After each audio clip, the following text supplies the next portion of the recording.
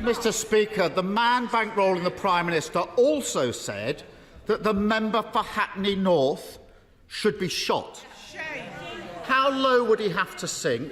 What racist, woman-hating threat of violence would he have to make before the Prime Minister plucked up the courage to hand back the £10 million that he's taken from him? Prime Minister. Mr. Speaker, as I said, the gentleman apologised genuinely for his comments, and that remorse should be accepted. But he talks about language.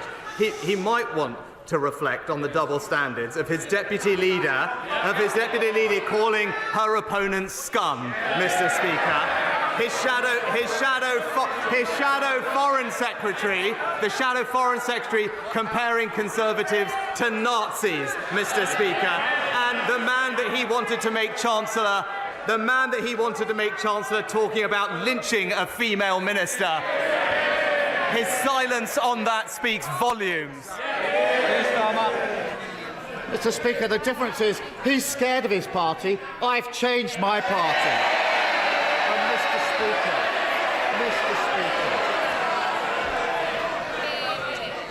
I want to see both the Prime Minister and lead the opposition. Kirsten. 2 weeks ago, the Prime Minister invited himself into everyone's living room at 6 o'clock on a Friday evening. No one asked him to give that speech. He chose to do it. He chose to anoint himself as the great healer and pose as some kind of unifier. But when the man bankrolling his election says the member for Hackney North should be shot, he suddenly finds himself tongue-tied, shrinking in sophistry, hoping he can deflect for long enough that we'll all go away. What does the Prime Minister think it was about the hundreds of millions of pounds of NHS contracts given to Frank Hester by his government that first attracted him to giving £10 million to the Tory party in the first place? Prime Minister. Mr. Speaker, I'm absolutely not going to take any lectures from somebody somebody who chose to represent an anti-Semitic terrorist group, Hizb ut-Tahrir, who chose to serve a leader who let anti-Semitism run rife in this Labour Party. Those are his actions, those are his values, and that's how he should be judged. Mr. Speaker, the problem is he's describing a Labour Party that no longer exists. I'm describing the man who is bankrolling their upcoming general election.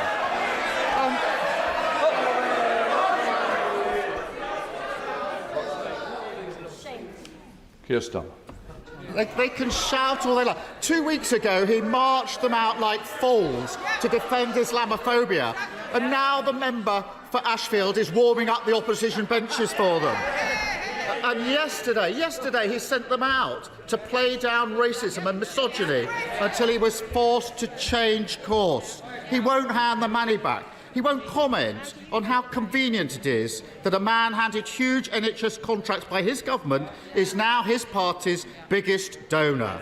You have to wonder what the point is of a Prime Minister who can't lead and a party that can't govern. And Mr. Speaker, national insurance contributions fund state pensions and the NHS. So is the Prime Minister's latest unfunded £46 billion promise to scrap national insurance going to be paid for by cuts to state pensions or cuts to the NHS? Prime Minister. So, Mr. Speaker, I'm glad he's brought up the budget. It's about time that he spoke about his plans, because what have we heard, Mr. Speaker, from the Shadow Chief Secretary? The Shadow Chief Secretary to the Treasury confirmed. Sorry. Shh. Prime Minister. The Shadow Chief Secretary to the Treasury has confirmed that the Labour Party will not be sticking to the Conservative government spending plans. So we now have a litany of unfunded promises on the NHS, on mental health, on dentistry, on breakfast clubs, and that doesn't even include the £28 billion 2030 eco-pledge that he's still committed to. But what we all know, Mr. Speaker, is that while we're cutting taxes, Labour's unfunded promises mean higher taxes for working Britain. No, Mr. Speaker, the Labour Party will not be sticking to its completely unfunded £46 billion promise. And he thinks he can trick people into believing that, but simply shaking the Tory magic money tree will bring it into existence. Let's be clear. 80% of national insurance is spent on social security and pensions. 20% is spent on the NHS. So he's either cutting pensions or the NHS, or he will have to raise other taxes or borrowing. Which is it, Prime Minister?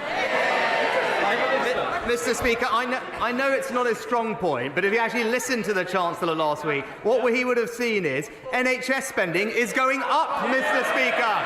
It's going up. It's a plan that's backed by the NHS CEO, who says that we're giving her what she needs, and at the same time, we are responsibly cutting taxes for millions of people in work. An average worker benefiting from a £900 tax cut, Mr. Speaker. But what I'm hearing for him is he's against our plans to cut national insurance. The highest tax burden since the Second World War. I did listen to the Chancellor, £46 billion of unfunded commitments. They tried that under the last administration, and everybody else is paying the price. When 2 weeks ago, the Prime Minister promised to crack down on those spreading hate. Today, he's shrunk at the first challenge. Last week, he promised fantasy tax cuts. Now he's pretending it can all be paid for with no impact on pensions or the NHS. All we need now, Mr. Speaker, is an especially hardy lettuce, and it could be 2022 all over again. Is it any wonder that he's too scared to call an election when the public can see that the only way to protect their country, their pension and their NHS from the madness of this Tory party is by voting Labour? Mr. Speaker, again... No, Prime Minister. Mr. Speaker, he talks about pensions. Pensions are going up by around £900 in this year. It's this government that's protected the triple lock for the last 10 years. He talks about supporting working people. It's this government that's cutting taxes for every single person in work, Mr. Speaker. It's this government that's investing in the NHS, but all we have from him is a £28 billion unfunded promise. Mr. Speaker, I had a look at it. It's here. It's all here. Making Britain a clean energy superpower. He's still stuck to it, Mr. Speaker. And if you look through it carefully, there's billions in spending he's already committed to Scotland, billions for Wales. There's actually money for North London too, I notice. But the problem is, none of it is funded. So why doesn't he come clean and tell him under his plans, Britain people's taxes are going up, Mr. Speaker? Mr. Speaker, millions of people around the UK and Europe have been inspired by the brilliance of Six Nations rugby. And Premier League clubs like Gloucester Rugby, which were funded during the pandemic through loans authorised by the Prime Minister as then Chancellor, have always been grateful for being kept solvent. But the Prime Minister will also know that the finances of some of these clubs are fragile and that the current loan repayment schemes could be crippling. So will my right honourable friend ask the Sports Minister and the Treasury to try and find a solution through this so that taxpayer interests are protected and all of us can go on being inspired by top-class rugby for years to come? Mr. Speaker, my honourable friend is absolutely right that we stepped in with a £150 million financial lifeline to ensure the survival of Premiership rugby league clubs during the pandemic. And I am told that DCMS is working with Sport England as the agent to talk to borrowers with concerns about their loan agreements, and any ones that do have concerns should contact Sport England in the normal way. But I can also proudly tell him that we are talking to the Rugby Football Union and the Premiership League to secure not just the future of rugby union, but also his local Gloucester Rugby. We come to the leader of the SNP, Stephen Flynn. Thank you, Mr. Speaker, and I wish to begin by wishing Ramadan Mubarak to Muslims across these aisles. Mr. Speaker, the Conservative Party have accepted a £10 million donation from an individual who has said that one of our parliamentary colleagues in this chamber should be shot. Why is the Prime Minister of the United Kingdom putting money before morals? Prime Minister. Mr. Speaker, as I said, the comments were wrong. The gentleman in question has apologised for them, and that remorse should be accepted. Stephen Flynn. This is complete rubbish. The gentleman in question apologised for being rude. He wasn't rude, he was racist, he was odious, and he was downright bloody dangerous. Now, on Monday, the number 10 said, we've seen an unacceptable rise in extremist activity which is seeking to divide our society and hijack our democratic institutions. Isn't it extremism that we should all be worried about? The views of those Tory donors that we've read about this week. Prime Minister. No, Mr. Speaker, there has actually been a rise in extremist activity that is seeking to hijack our democratic institutions. It's important. It is important that we have the tools to tackle this threat. That's what the extremism strategy will do, and I would urge him to wait for the Community Secretary to release the details. Will Quins. Thank you, Mr. Speaker. Sub-postmasters across the country will welcome the government's announcement today on the introduction of legislation to overturn the convictions of those who were wrongly convicted. But can my right honourable friend reassure this House that that legislation will be passed as quickly as possible, and we will support all sub-postmasters right across our United Kingdom? Prime Minister. Well, Mr. Speaker, as I said, I want to pay tribute to all postmasters who have campaigned tirelessly for justice, including those who tragically won't see the justice that they deserve. Today's legislation marks an important step in finally clearing their names, and across this House we owe it to them to progress this legislation as soon as possible before summer recess so that we can deliver the justice that they have fought for. We're continuing to work with our counterparts in Scotland and Northern Ireland as they develop their plans, but regardless of where and how convictions are quashed, redress will be paid to victims across the whole of our United Kingdom on exactly the same basis. Ed Davey. Thank you, Mr. Speaker. The future of children's cancer services. Ed Davey. Thank you, Mr. Speaker. The future of children's cancer services in my constituency, across South West London, across Surrey, Sussex and beyond, will be decided by NHS England tomorrow. The existing service is world-leading and has saved the lives of countless children. Many of us who have engaged with the consultation process feel that a wrong decision is about to be made, ignoring risk to children's cancer care by moving them to the Evelina. If the Evelina is chosen tomorrow, will the Prime Minister personally intervene and delay any final decision until he's met with myself and concerned MPs across the House so he can prevent these risks to our children's cancer services? Minister. Well, Mr. Speaker, as the honourable gentleman knows, decisions about clinical provision are rightly made by clinicians in local areas across the country. More generally, we're investing in more oncologists, radiologists and community diagnostic centres, which are contributing to cancer treatment being at record levels, but I will, of course, ensure that he and colleagues get a meeting with the Secretary of State. William Cates. Thank you, Mr. Speaker. Radical Islamists pose a serious threat to our nation's security. And I agree with my right honourable friend that we must urgently address this. But reports that the government wishes to broaden the definition of extremism are concerning because in separating the definition of extremism from actual violence and harm, we may criminalise people with a wide range of legitimate views and have a chilling effect on free speech. So can my right honourable friend reassure me that instead of trying to police people's thought and speech, as those opposite clearly wish to do, the government will instead target the specific groups that foster terrorism and those who fund them? Prime Minister. My honourable friend makes a good point, and that's why the strategy that I would urge her to wait for will, I think, be one that she can support, because it is our duty to make sure the government has the tools to tackle the threat that she rightly identifies and highlights. And this is absolutely not about silencing those with private and peaceful beliefs, nor will it impact free speech, which we on this side of the House will always strive to protect. Janet Davey. Thank you, Mr. Speaker. Children deserve the right to breathe clean air. Yes. However, many schools are in areas with high levels of air pollution. Sadiq Khan, the Mayor of London, has announced... Keep going, Sadiq Khan, the Mayor of London, has announced a pilot for 200 of London's most impacted schools to access air quality filters so children can breathe clean air in their classrooms. Does the Prime Minister support this pilot, and will he implement similar measures across our country? Prime Minister. Mr. Speaker, I'm pleased that latest published figures show that air pollution has reduced significantly since 2010, and partly due to our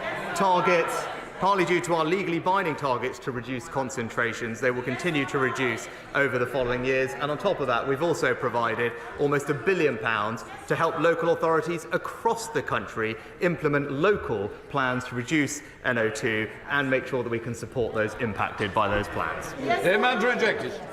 Thank you, Mr. Speaker. I understand the latest scheme that's been considered is to pay migrants thousands of pounds to leave Britain.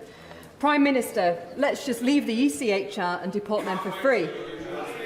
So far, over 40,000 Brits have signed my petition with the Conservative Post calling for us to leave the European Convention on Human Rights. Will the Prime Minister commit to leaving the ECHR, or at the very least, have it in our manifesto to have a referendum and let Britain decide? Prime Minister. Mr. Speaker, my honourable friend is absolutely right that we must do everything we can to secure our borders, ensure that those who come here illegally do not have the ability to stay. That's why our Rwanda scheme and legislation is so important, and what I've said repeatedly and will happily say to her again is that I will not let a foreign court block our ability to send people to Rwanda when the time comes. Liv Sewell-Roberts.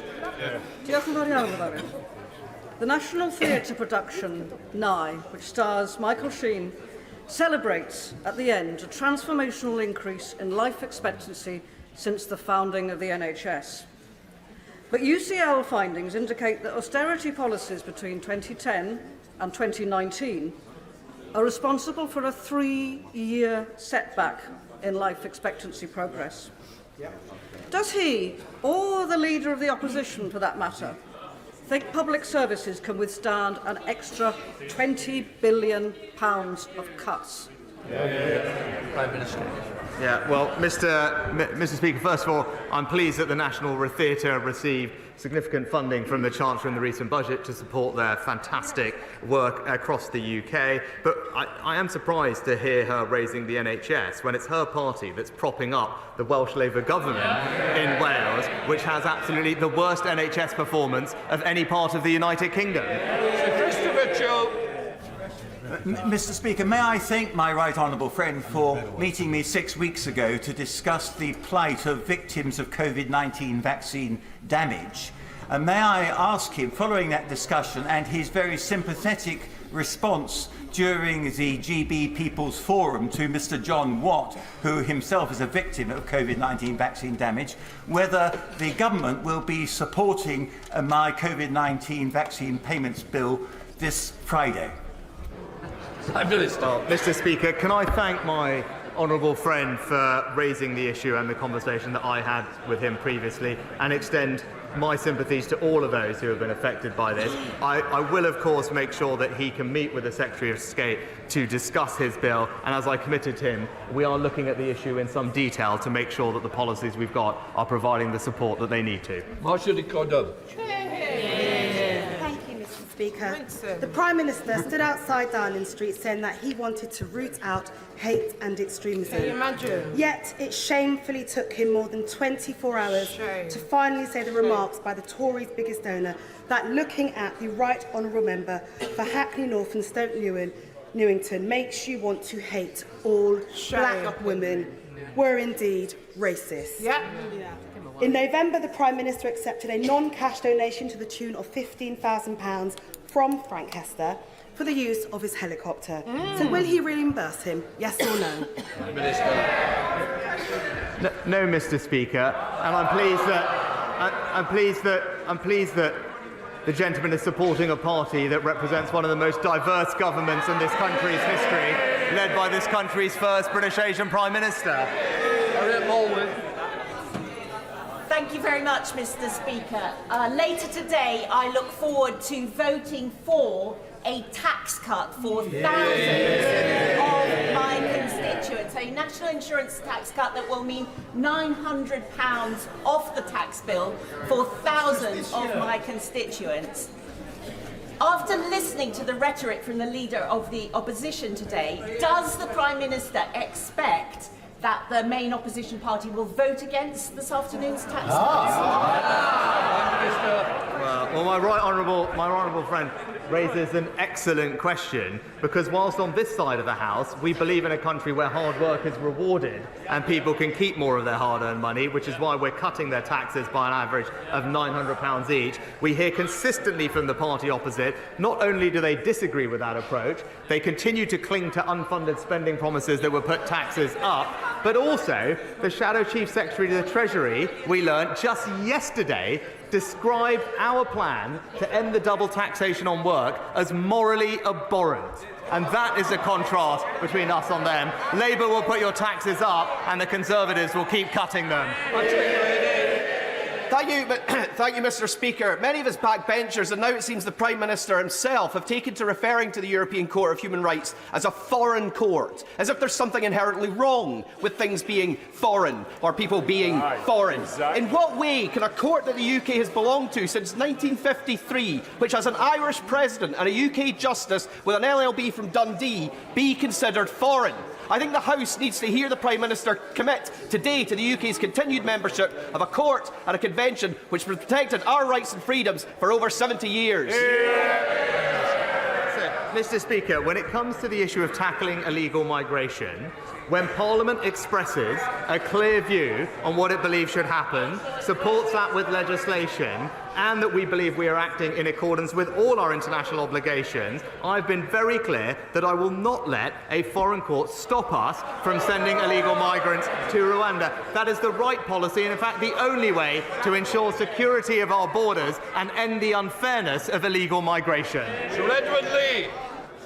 As a general election is not just a mere expression of opinion, but a serious choice, will my right honourable friend agree that there is only one potential party of government that has the will, the inclination and the determination to stop mass illegal and legal migration, and that is the Conservative Party? Let's unite our movement and do that.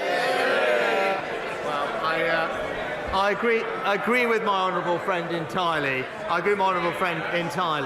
And we know this because not only has the honourable gentleman opposite opposed the scheme, he's been clear that even when the scheme is implemented and working, he would still scrap it, Mr. Speaker, which tells you everything you need to know. On this issue, their values are simply not those of the British people. There's only one party that's going to stop the boats. It's the Conservative Party. Thank you very much, Mr. Speaker. Under this Conservative government's watch, Thames Water have dumped over 72 billion litres of sewage into London's rivers, all whilst racking up multi-billion-pound debts. And reports are now that they could go bust any day. Despite this, the government is still refusing to publish their contingency plans for the collapse of our country's biggest water firm. So, yes or no, does the Prime Minister believe that Thames Water will still exist by the end of the year? Prime Minister. Yeah, well, Mr. Speaker, it wouldn't be right for me to comment on individual companies, but what I can say is that our ambitious storm overflow reduction plan is backed by £60 billion of capital investment. We now monitor every single storm overflow across England and have legislated to introduce unlimited penalties on water companies that breach their obligations. The independent regulator and the Environment Agency have the powers they need to hold water companies wherever they are to account. Natalie Elphie. Thank you, Mr. Speaker. Later this year, a new digital EU border system will come in, and yet key changes that are required, key details, have still not been decided by the EU. There are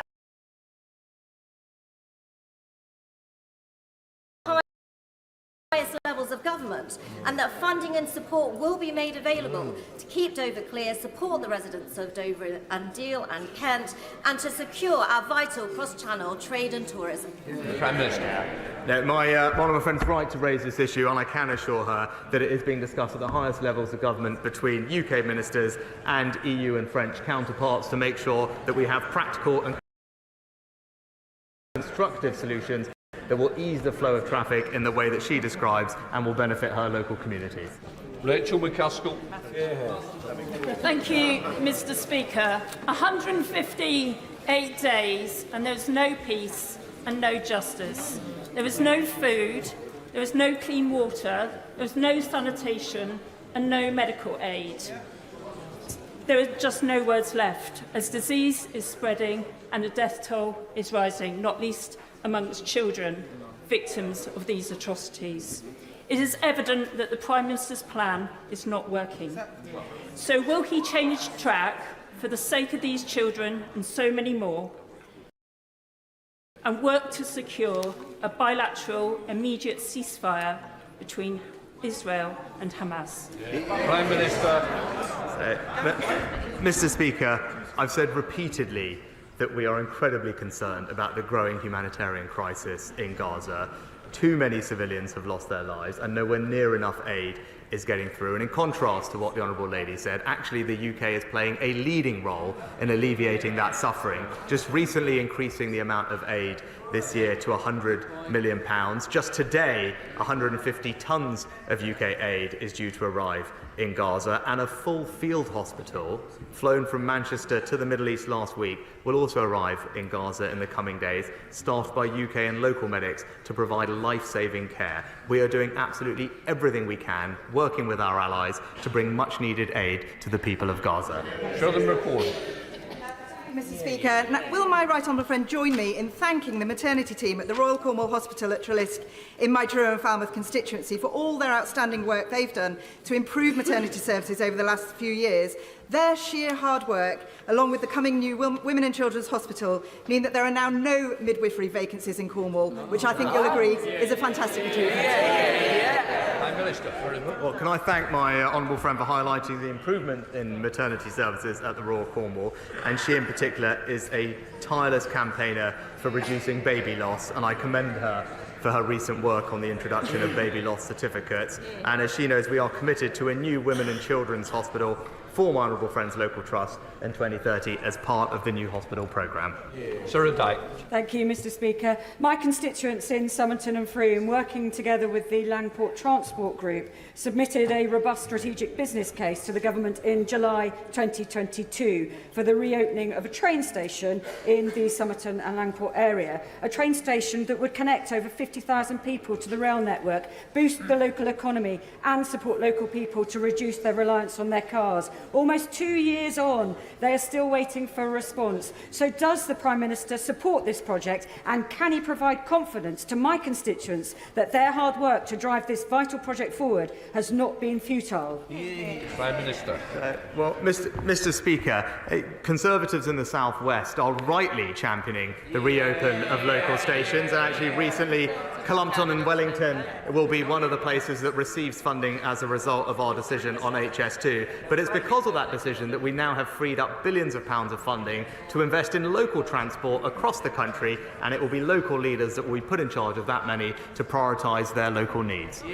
Final question, Mark Francois. Prime Minister, in the 1930s, one of your less illustrious predecessors, Neville Chamberlain, so denuded the British Armed Forces of funding until it was too late that we failed to deter Adolf Hitler, and 50 million people tragically died in the Second World War. Russia has invaded Ukraine. China is threatening Taiwan. British shipping is being attacked by Houthis in the Red Sea. As the son of a D-Day veteran, could you please assure me and the House of Commons we are not going to forget the lessons of history and make the same mistake again? Prime Minister. Well, can I thank my honourable friend for his tireless campaigning for our armed forces, and he's right to champion them and the role that they play. And I agree with him wholeheartedly that sadly the world that we are living in is becoming both more challenging strategically and more dangerous. And in response to those challenges, we must invest more in our armed forces. That is exactly what we are doing, with the largest uplift since the Cold War, and recently topped up with billions of pounds to strengthen our nuclear enterprise and rebuild stockpiles. He rightly mentioned the threat posed by the Houthis and Russia and Ukraine, and I know that he will be proud of the role that the United Kingdom is playing in both of those situations. We are respected and valued by our allies, but most importantly, we on this side of the House will do whatever it takes to keep our country safe. That completes Prime Minister's questions.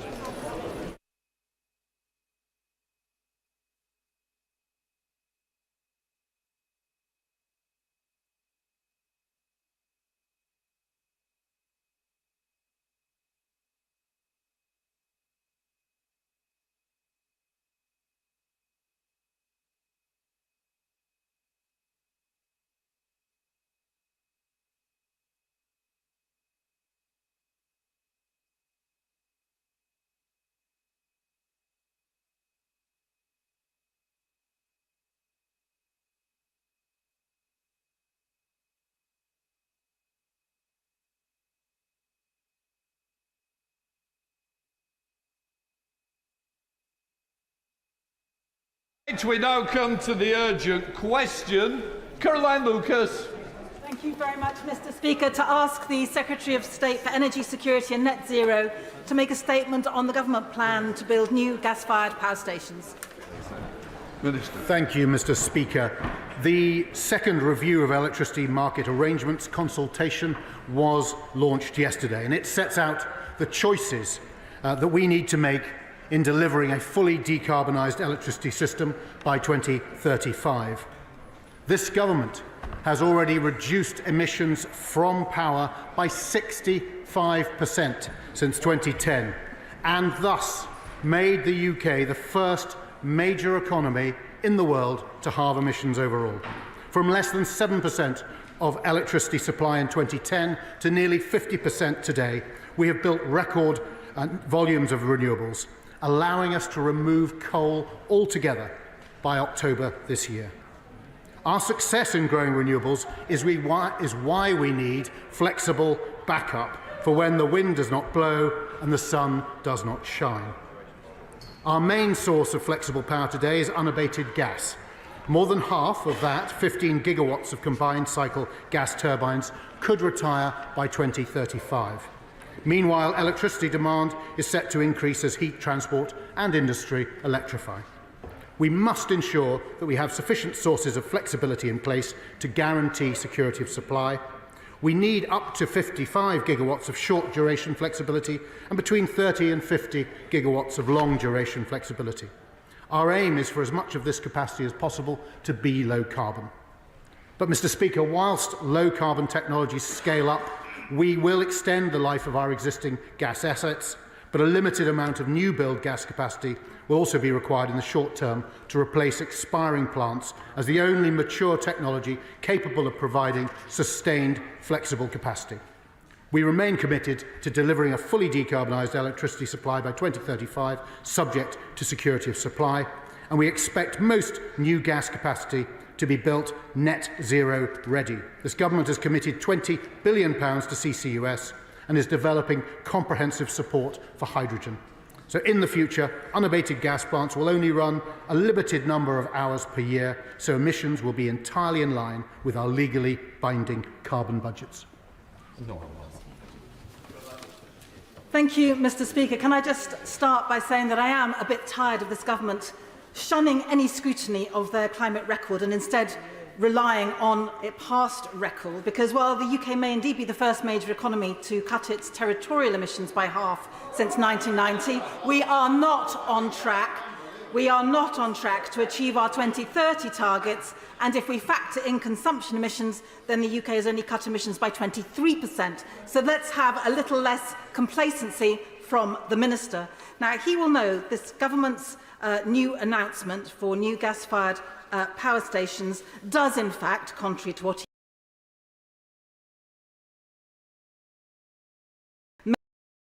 members should have been given the opportunity to question the Minister on its implications for decarbonising the UK's energy system by 2035.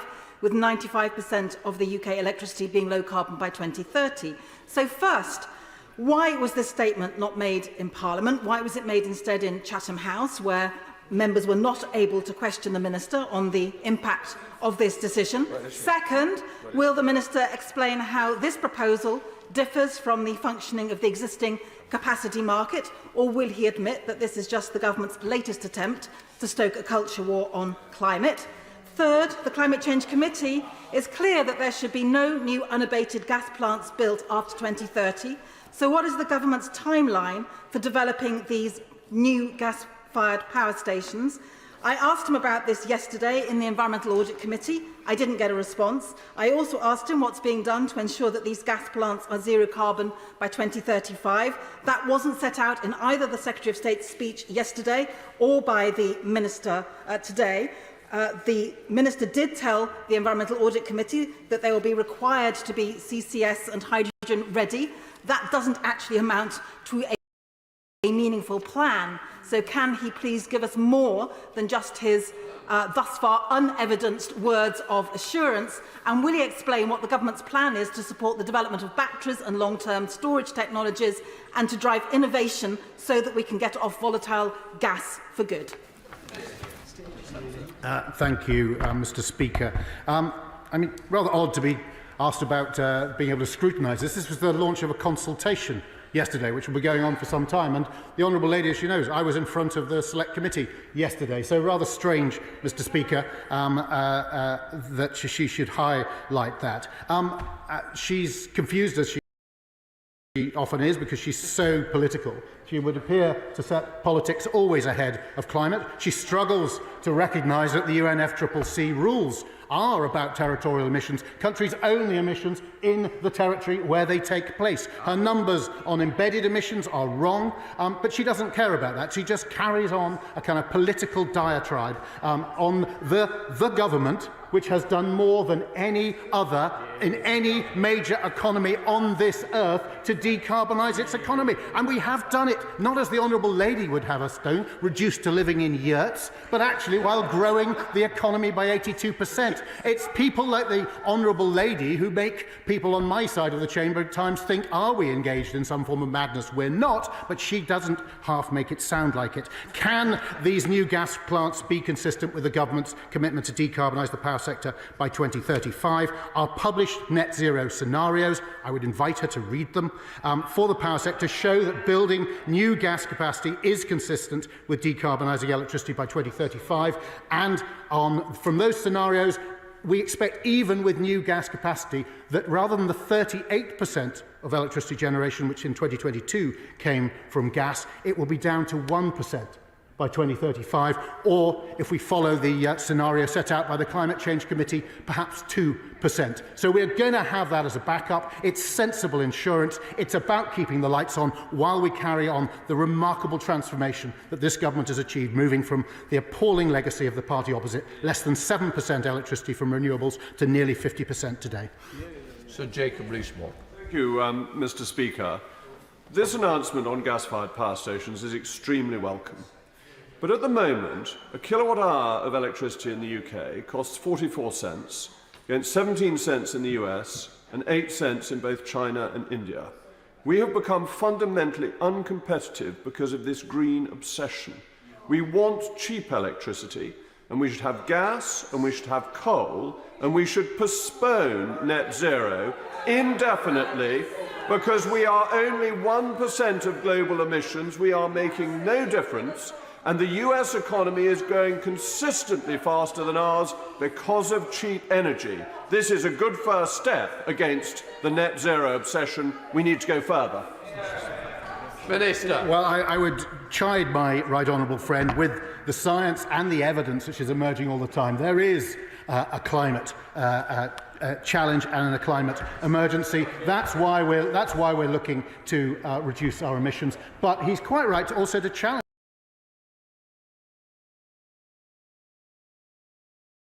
and say, well, we're less than 1% of global emissions. How does this make to commit to following us? That's why we're bringing in carbon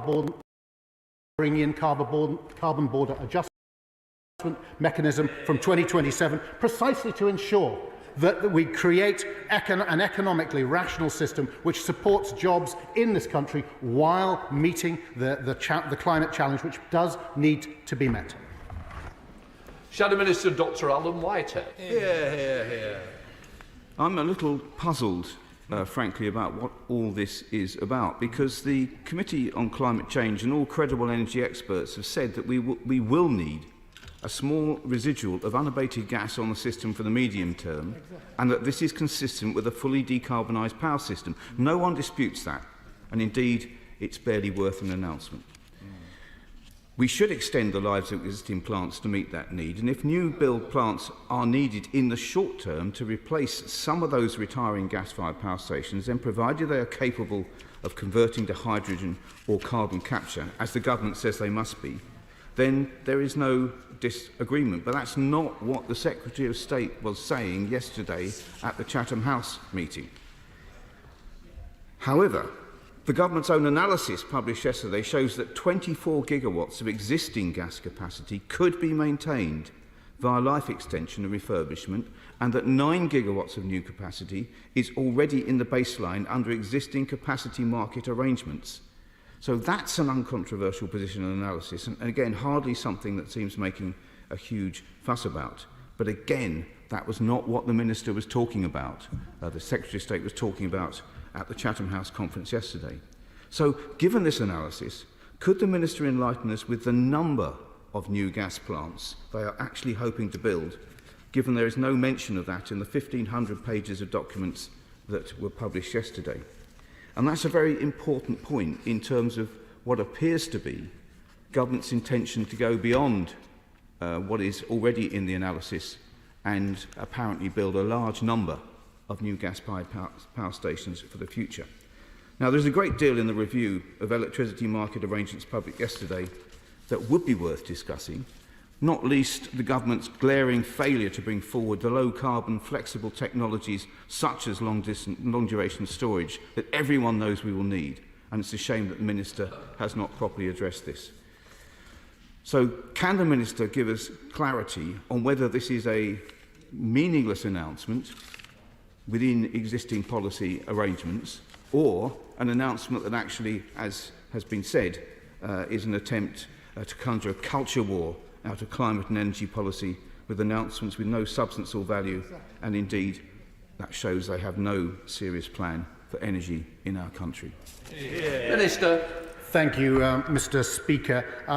The honourable gentleman asked about if there are new power plants, them being hydrogen or CCUS ready.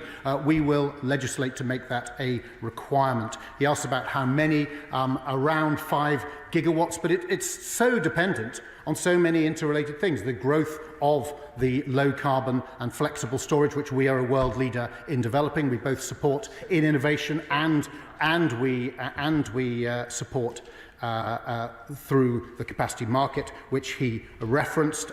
Why he suggests that none of this was clear yesterday, it was made absolutely crystal clear. And what we are doing, of course, is we're world leaders with the £20 billion we announced for carbon capture, utilisation and storage. And he will remember, because he's been around a long time, that in 2003, the then Labour government said that carbon capture, usage and storage was urgent. There was no route to 2050 without it. And then the Labour government proceeded to do nothing about it. Well, this government is getting on with it. It's putting its money where its mouth is. It's developing those technologies like carbon capture and hydrogen in a way that the Labour government failed to do so clearly, as it did, of course, with renewables to boot. So all they do is talk about climate. The truth is the greatest climate risk to this country would be if Ed Miliband destroys the market and starts to run some state-run quango, which will wreck the renewables growth which we've seen.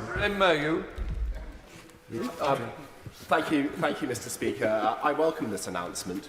And the Independent Committee on Climate Change recognises that we're going to need unabated gas in the electricity market right up until 2035 and beyond. And more widely, that even in 2050, 25% of our energy needs will come from hydrocarbons. So does the Right Honourable Member agree with me that this is exactly the right way to maintain lower energy? Not to use it very much with fossil fuels, and to look to, as I think has long been the case, that any new gas generation should be carbon capture ready, and we look forward to it being hydrogen ready as well. And we are in a very similar position to Germany and other countries who are looking at exactly this. And I think both Germany and Ireland, for instance, as part of their growth of renewables, recognise the need for gas, albeit used less and less, but having it there to ensure the lights stay on and we have appropriate insurance in place. SNP spokesperson Dave Dugan. What a cluster. It's unbelievable that we are in this situation. I want to quote directly from the Secretary of State's letter to members today, in which she said, "We're taking steps to make sure the lights stay on." That is your legacy of 14 years of the Conservatives in charge of energy. Now, uncomfortably, I find myself in agreement with the Right Honourable Member for North East Somerset, because this is a significant departure and one which we should be alarmed about. Where's your precious nuclear baseload now, or the government's rather?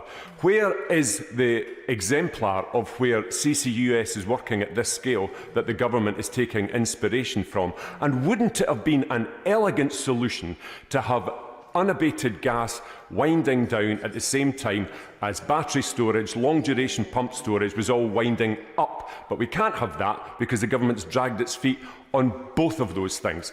What does the Minister say to people who are getting infrastructure for transmission all throughout their communities and they're being told to suck it up because this is what we need to do to get gas out the system, and now the same government is building new gas-fired power stations? The honourable gentleman, who's supposed to lead on this subject for his party, should have listened to what I said earlier. In 2022, it was 38% of generation came from gas. By the mid-2030s, it'll be 1 or 2%. Why are we having it there? In order to balance the renewables that we're growing, and that we're growing particularly in Scotland, supporting Scottish jobs. And of course, if you put generation in Scotland when the demand is in the south, you have to provide the connecting infrastructure to do it. We had to wire up the UK in order to become the rich and prosperous country that we are today in previous generations. We need to do it again now. We're making sure we're working with local communities, listening to their voices and making sure that they're not misled by people who come up with such nonsense as the honourable gentleman just did. James Wilde. Thank you, Mr. Speaker. Can I commend my honourable friend for his refreshingly clear articulation of our strong record in this area, both in the House today and on the media yesterday. And obviously security of supply must come first. And how will these plans incentivise investment in what is backup gas-fired power stations whilst minimising the costs to consumers, which is also very important? Well, I thank my honourable friend. And he and my friend from Somerset are absolutely right to focus on the economics. We've got to get the economics of this right. We've used the capacity market in order, a kind of auction-type mechanism, to bring forward make sure that we've got the flexible capacity. We're incentivising more and more of that to be low carbon. As you can see, the batteries that are coming on scale. We've got pumps, hydro storage potentially as well, but we're also, we need hydrogen and carbon capture, but we're ensuring we've got a balanced system which has discipline built into it in order to drive costs down. When we have CBAMs and other things coming on stream as well, I firmly expect in the 2030s we will have lower cost energy compared to our neighbours, and we will be, as my right honourable friend referred to, more economically competitive. Chair of the Select Committee, Angus Brendan McNeill. Thank you very much, Mr. Speaker Stapleton. It's concerning that this is in Chatham House and not here, and it's also concerning that the Secretary of State's not here today as well. Off-piece speeches have cost in the past. An Energy Minister, my committee here this morning, a decade ago, made a speech that cost 1,000 jobs in the effect it had on investment. He says this is a consultation, but have they picked a winner? What room have they given for storage to be in the mix? And are they confusing energy security, and we know we've learned from the Ukraine war what that is, with continual electricity supply? And given what he says the gas percentage will be by 2030 and afterwards, what percentage will this capacity provide, and what percentage will this provide of capacity, and what percentage does he envisage will be used day to day? And what other options, and what other thought is being given, other technologies being considered in this, in his gigawatt demand? Well, I thank the honourable gentleman for his question. I've suggested on different scenarios around 1 or 2%.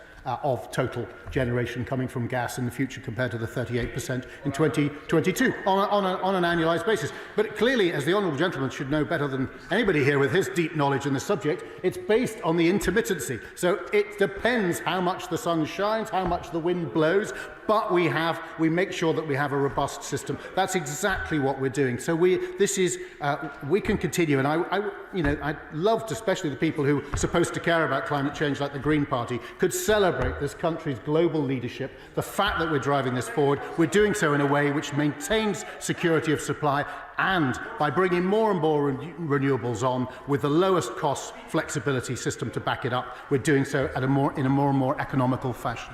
Alexander Stafford. Indeed, Mr. Speaker. I welcome this announcement today. It's pure common sense. When the wind isn't blowing, the sun isn't shining, we need that security of supply.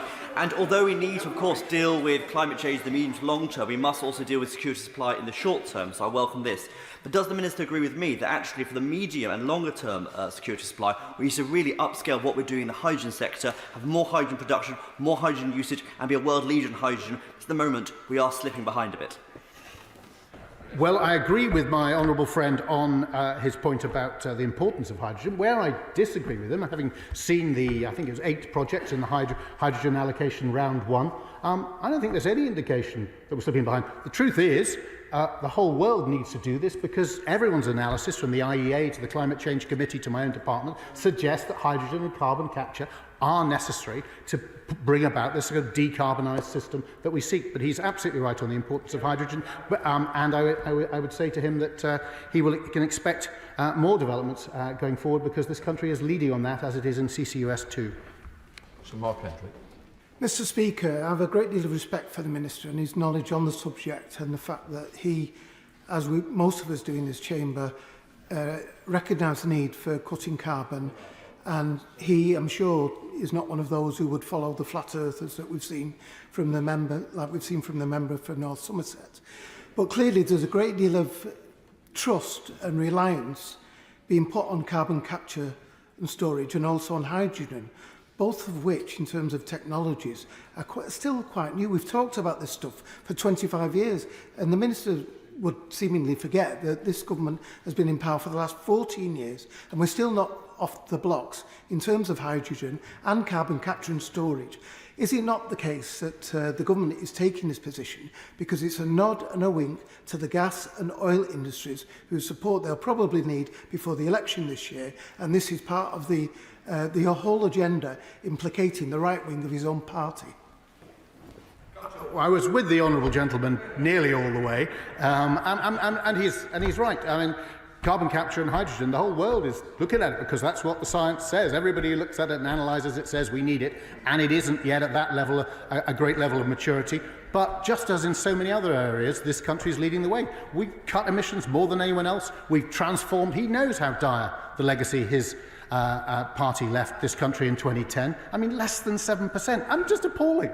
And the real danger if we go back to that. But that's why we have the gas power as a backup. So we've got a completely sound system, but we believe and will seek to deliver a decarbonised system by 2035. The biggest risk to that would be if the right honourable gentleman for Doncaster North were to come in and start to mess with the system, which has lifted us up from the back of climate leadership to the front. That's the real danger, and that's what we need to avoid.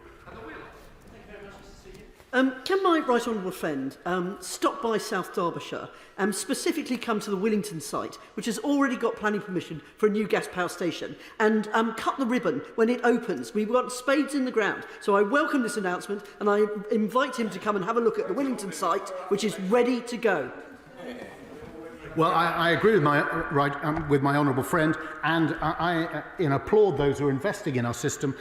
We've made ourselves one of the most investable countries in the world for clean energy. Gas has an important part to play in part of that balancing, and with the development of carbon capture and hydrogen, then there's every opportunity for those assets to have an even longer life in a green fashion. And I would love to come and see my honourable friend. We're off. Mr. Speaker, oil and gas are the energy sources of the past, and the reality, of course, with intermittent renewables is that we need an intermittent energy source that comes into that. The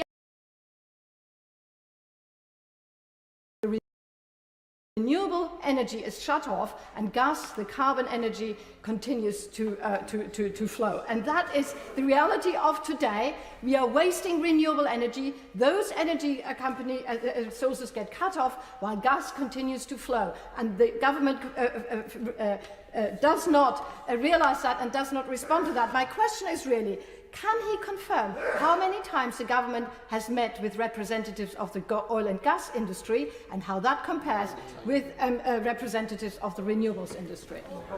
Well, as so often, the lady does do it spectacularly well. She's completely and utterly wrong.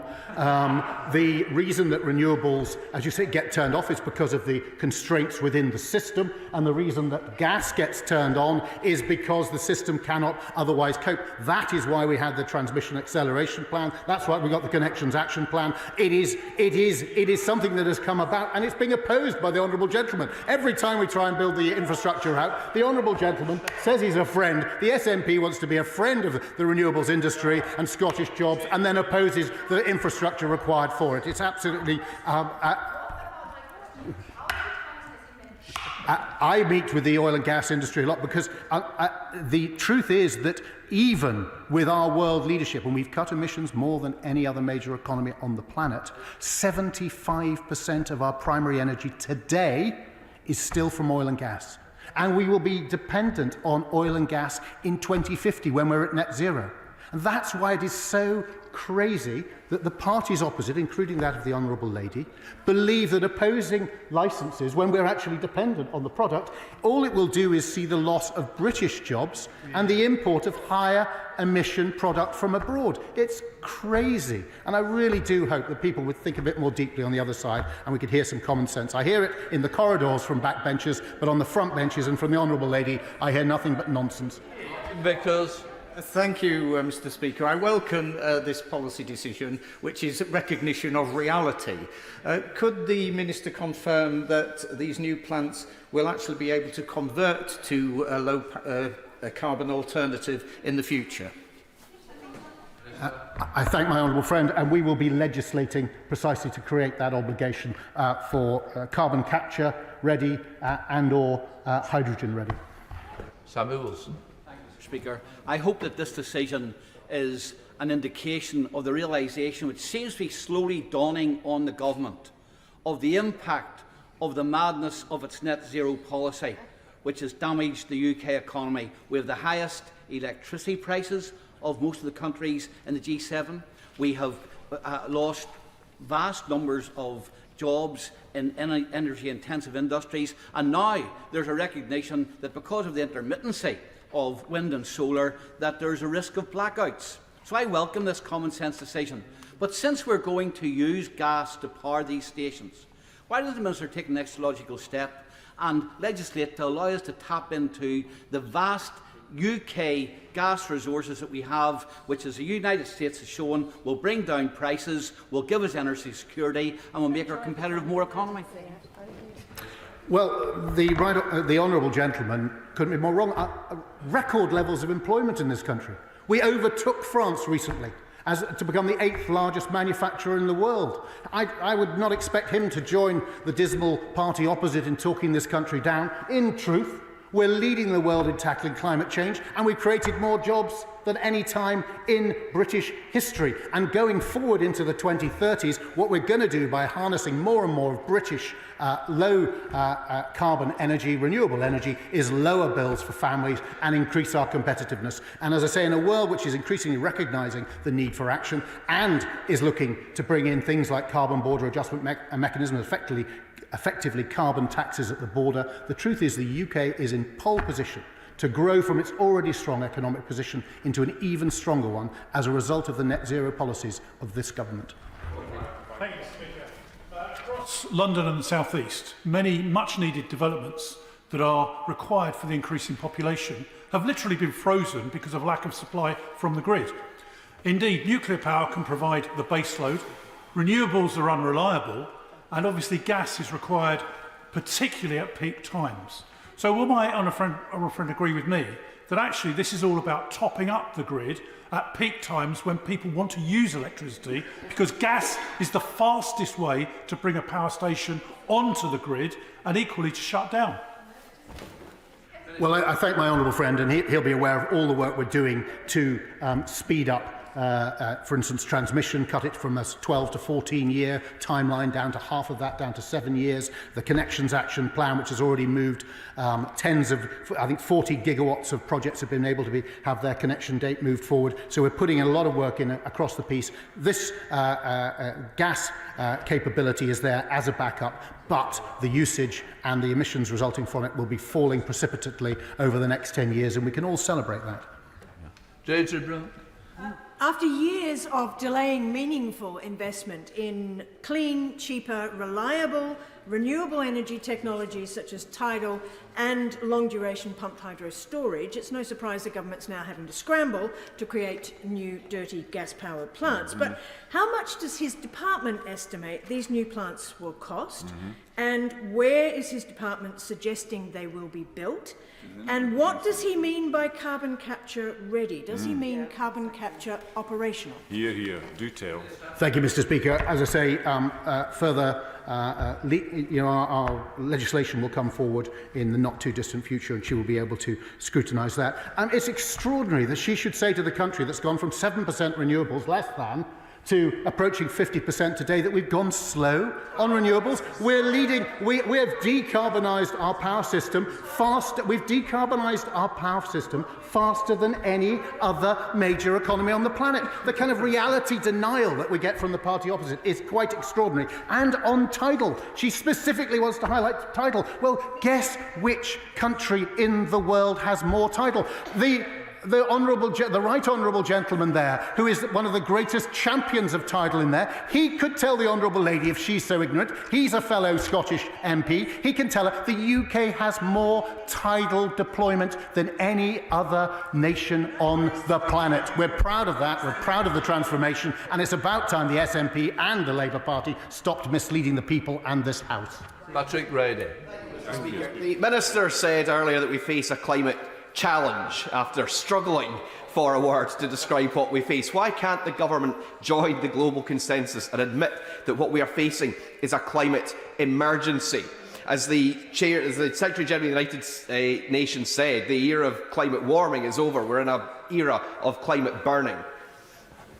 Well, unlike the honourable gentleman, I'm not primarily concerned with words, I'm primarily concerned with action. And I'm glad our response is, I did actually use the emergency word. I don't know if I broke some golden rule that says government ministers shouldn't say it, but I treat it like it's an emergency. I see the world warming up. I see the negative impacts of climate change, and that's why I spend every single day being proud to be part of a department which is decarbonising its country faster than any other in the world. The honourable gentleman should get away from rhetoric and start focusing on action.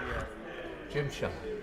Thank you, Mr. Speaker. Can I thank the Minister for his answers? And whilst there is certainly an urge to prioritise our net zero promises, I am grateful that government are talking and backing up precautions into considerations. Northern Ireland plays an important role in any contribution to net zero targets. The Minister has recognised that in many occasions in questions that I've asked him. So will the Minister ensure, in terms of any new gas power stations to be built, that Northern Ireland is considered and prioritised as a leading location for those? Thank you. Minister. Well, the honourable gentleman, I don't know, he sometimes gives the impression that he'd like it if I was running the energy system in Northern Ireland, but it's not, it's devolved. And we do have ministers back, and that's something of celebration, and I will work closely with ministers in Northern Ireland, as I do with other ministers in devolved administrations, because in order to meet our net zero targets, Northern Ireland has to deliver its. Scotland has to deliver its targets, so does Wales. We've got to work together in a spirit of collaboration. We can do that, and if he can persuade his honourable friend beside him that actually it can be done in a way that strengthens our economy too, then we really will have something to celebrate. That completes the urgent question.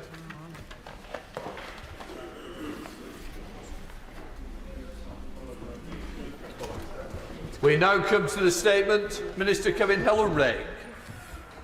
Thank you, Mr. Speaker. And with permission, I shall make a statement about post office legislation and Horizon redress schemes. I'm very pleased to be able to announce that we are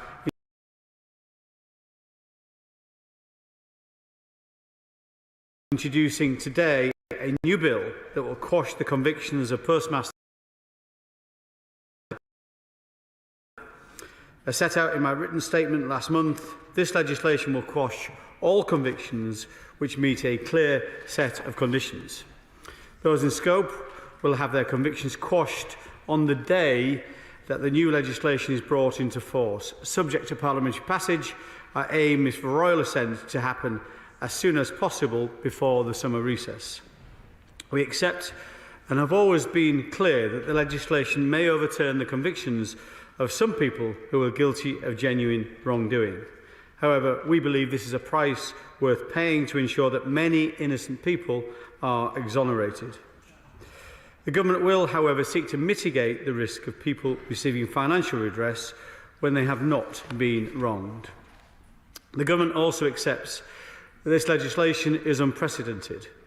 It is an exceptional response to a factually exceptional situation. I want to be clear, however, that this does not set a precedent, nor is it a criticism of the judiciary or the courts who have dealt swiftly with matters brought before them.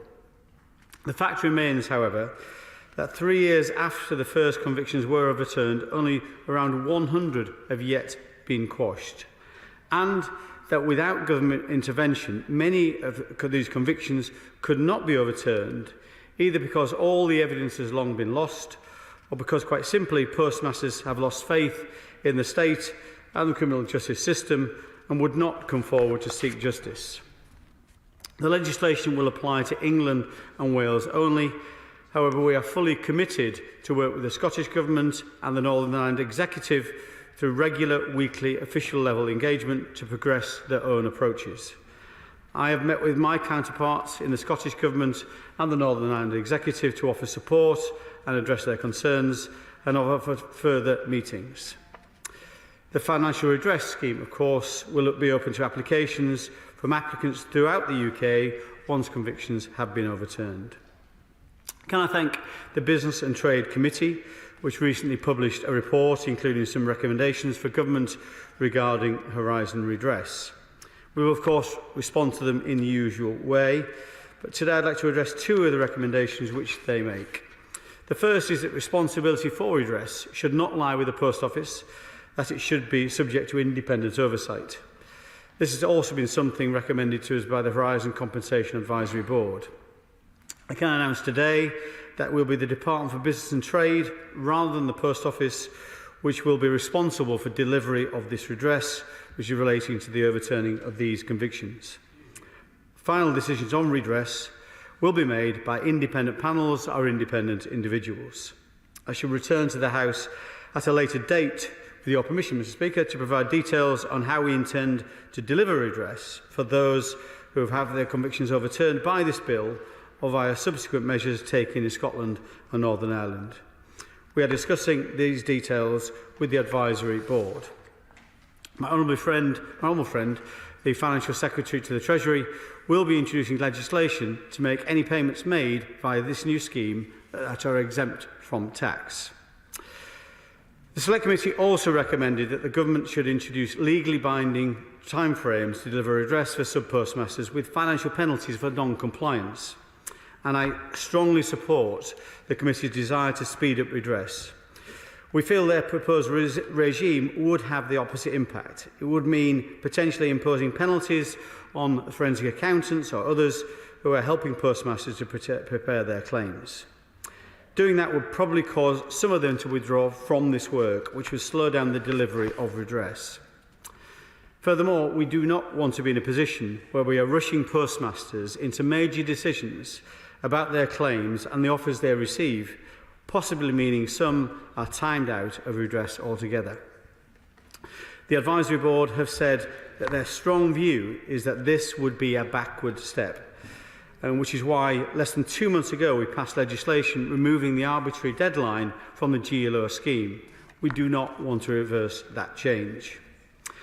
However, the Government is acting to ensure that redress is delivered as quickly as possible. First, we are working with claimants' lawyers to reduce the number of cases which require expert evidence, for example, forensic accountants or medical evidence, which does delay claims. We will pilot this approach, and assuming that the pilots succeed, we hope to expand it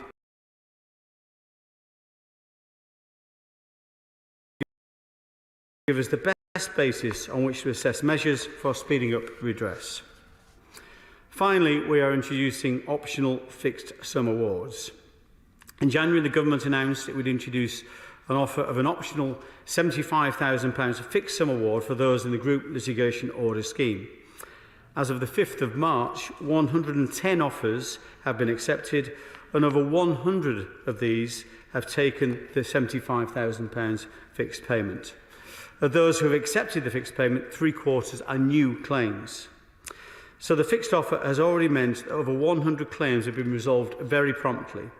In some cases, those people will have got more than they would have asked for. The fixed offer also has had a helpful effect on other claims. It substantially reduces work on small claims by claimants' lawyers, making more resource available to progress larger claims more quickly. I'm pleased to announce today that the £75,000 fixed sum award offer will also now be extended to the Horizon Shortfall Scheme to ensure that everyone across all the schemes is treated fairly. Those who have already settled their claim below £75,000 will be offered a top-up to bring their total redress to this amount. This means over 2,000 postmasters will benefit quickly from this announcement. We are mindful that claims in the GLO scheme are not being submitted as swiftly as we would like to see. To ensure that we get help to claimants more quickly, we've already announced an optional fixed sum award of £75,000. I can announce today that anyone who chooses not to take that offer but instead submits a full claim for individual assessment will straight away have their interim payment topped up to £50,000. Mr. Speaker, many postmasters' lives have been ruined by this scandal. We are working hard to deliver redress. We have set up the Williams inquiry, which will discover the truth. We will provide fair financial redress as promptly as we can, and we will exonerate those who were so unjustly convicted of crimes which they did not commit. Mr. Speaker, I commend this statement to the House. Shadow Minister Rushanora Ali. Thank you, Mr. Speaker. I thank the Minister for advance sight of his statement. Before I begin my response, I'd like to put on the record my deep disappointment at the Minister's comment this morning on BBC Breakfast.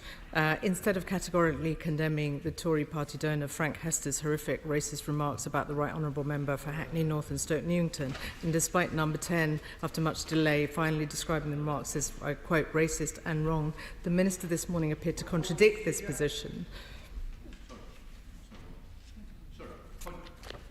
Point 4.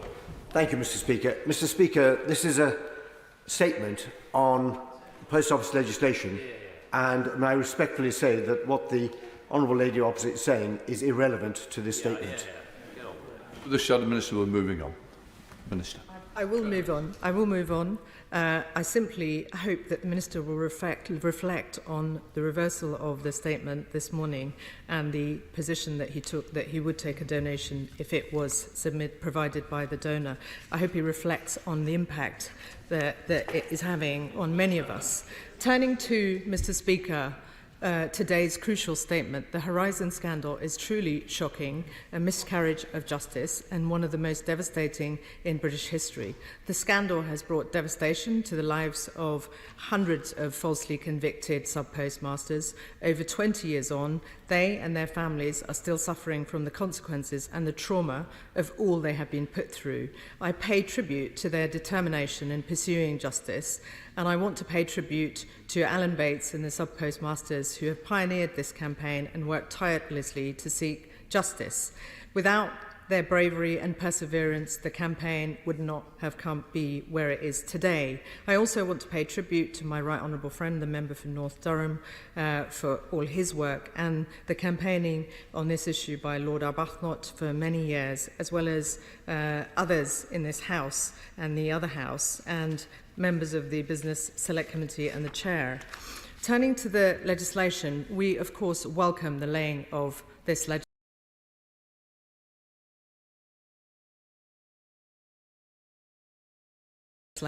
today. But before giving a full verdict and analyse its potential impacts. In the first instance, Mr. Speaker, this legislation does, in our view, leave a series of outstanding issues and questions as to when justice and compensation will be delivered and to whom. First, I'd like to address the territorial scope of the legislation, as it is currently only applying to England and Wales, even though the Post Office is not devolved and the Horizon scandal is a UK-wide Horizon system, and the scandal in terms of its impacts is UK-wide. We know there are approximately 30 cases that need overturning between Scotland and Northern Ireland, but there remains a series of outstanding questions as to when sub-postmasters in both Scotland and particularly Northern Ireland will receive justice and compensation. I welcome the Minister's offer of and assurances of having regular dialogue with the devolved administrations, but I'd be grateful if he could provide more detail on how that will work in practice, recognising the different legal processes. Mr. Speaker, additionally, as we know, 80% of the redress budget is yet to be paid out. There remains considerable uncertainty as to when sub-postmasters will receive their compensation. I'm sure we can all agree that the sub-postmasters have waited long enough. The delays are causing further financial distress and further suffering. We note the Business and Trade Select Committee's recommendation of a legally binding timeframe from when an offer is first tabled to when settlement is reached. Even if these legally binding targets are not adopted, what assurances can the Minister give that he will meet his target of ensuring all compensation is out of the door by the end of the year? What mechanisms will the Minister put in place to ensure that there are no further delays? And I know that he is committed to making sure there are no further delays, but sub-postmasters will want to know that that actually happens. And given the recent chaos in the Post Office's leadership, we welcome the decision to take the Post Office out of the redress process. As the Minister said, redress must have independent oversight. We know the Post Office is in disarray, and what we need is focus and efficiency in ensuring compensation is paid to the sub-postmasters as soon as possible.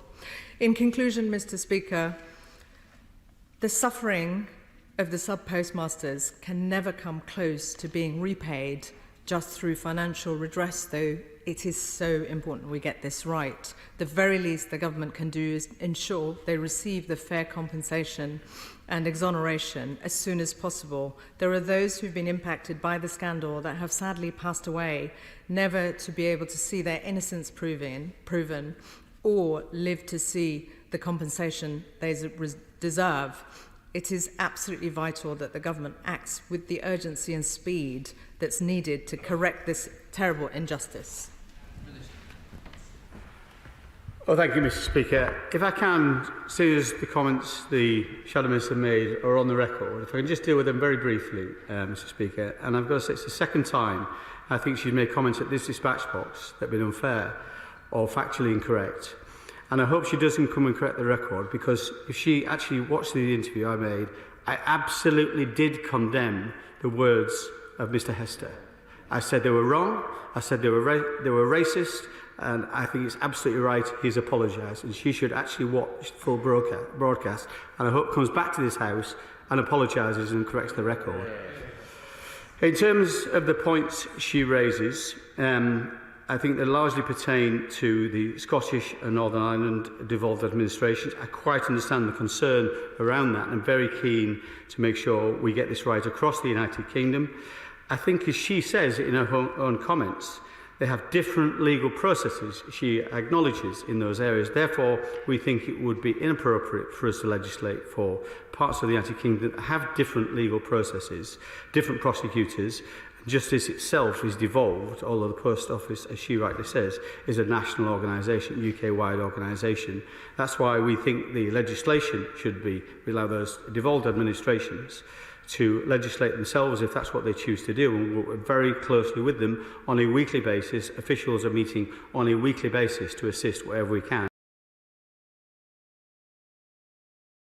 All the schemes, around 2/3 of cases have already received full and final compensation, although in that being the case, some people will be topped up, about 2,000 people will be topped up by the announcement I made earlier, the £75,000. So it's not right to say that the majority of people are waiting for compensation, as I think she said. In terms of do we want to deliver by the end of the year, absolutely we do. And I just point out to her, as I said in my remarks, not everything is within our gift. We can't compel a claimant to submit a claim or when that will happen. So if somebody put in a claim right towards the end of the year, for example, it may not be possible to do that for the end of the year. So not everything is within our gift. Anything that is, we're very keen to expedite. In terms of independent oversight, absolutely critical that we have that. In the overturned conviction schemes, all schemes have independent oversight. In the overturned conviction schemes, we have retired High Court Judge Sir Gary Hickinbottom, and on that scheme particularly, we have the £600,000 fixed sum award, but also on Mr Hickinbottom's advice, we've introduced the £450,000 payment as soon as a full claim has been submitted. So we do